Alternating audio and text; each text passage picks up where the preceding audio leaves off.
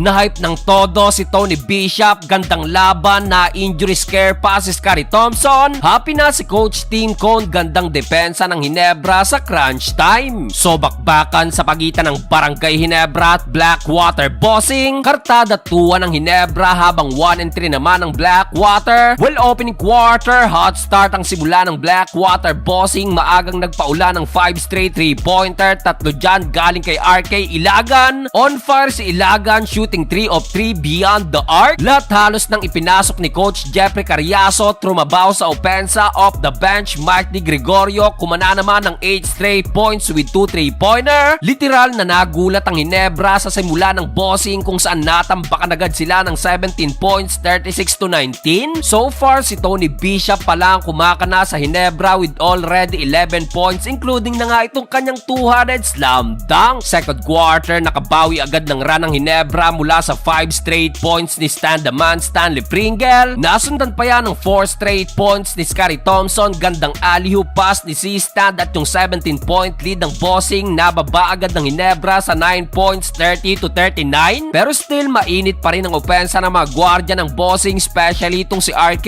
Ilagan, fly-by move kontra kay C-Stan. Under 3-minute mark, injury scare ang inabot ni Scottie Thompson matapos aksidenteng madagana ni Bradwin Ginto. Bagyang inindaya ni Scottie na agad niya rin namang pinagpag, nag-alala tuloy si Mrs. Thompson. Troy Rosario naman, bad fall din ang inabot at ininda naman ang kanyang midsection. Natapos ang first half, tangan-tangan pa rin ng Blackwater ang 9-point lead, 50-41. Third quarter, nagtuloy-tuloy pa ang run ng Ginebra led by Tony Bishop, Maverick Ahandisi at Christian Stanhardinger. Tony Bishop, pinaglaruan ng depensa ng rookie na si Christian David. Gandang back-to-back pass pang naibigay ni Scottie Thompson at Ralph Cook kay C-Stan at Maverick Ahandisi. Under 5-minute mark mula sa wing 3-pointer ni Maverick. Finally, dito na lumamang ang Ginebra, 59-56. Madalas nang gagaling talaga kay Maverick Ahandisi ang spark ng Ginebra this season. Pasok pang pabandang tira. Gandang back-to-back dimes pang naibigay niya kay Japet nang isa ay na-convert sa kanyang 100 slam dunk. Dahil dyan natapos ang third period, hawak pa rin ng Ginebra ang 2-point lead, 71-69. Fourth and final quarter, dito na hype na si Tony Bishop and 1 kontra kay Troy Rosario. Dahil dyan maagang napa-timeout agad si Coach Jeffrey Cariaso dahil umangat na nga sa 6 lamang ng Ginebra, 77-71. Pero nanatiling laban-laban ng Blackwater. Under 6-minute mark, muli nilang nabaligtad ang talaan, 82-81. Nakalamang na lang ulit ang Ginebra ng tatlo ng ma-foul si Tony Bishop dahil sa effort ni Ralph Cook sa pagpitas ng offensive rebounds. Sa nalalabing 4 na segundo, may pag-asa pa sanang makatablang Blackwater Bossing. Kaso heto nga't dito na nagkasunod-sunod ang magagandang stop ng Ginebra at dito napapangiti na lang si Coach Tim Cone. At dahil nga sa kanilang magandang depensa, nakuha na ng Ginebra ang kanilang ikatlong panalo sa final score na 90-87.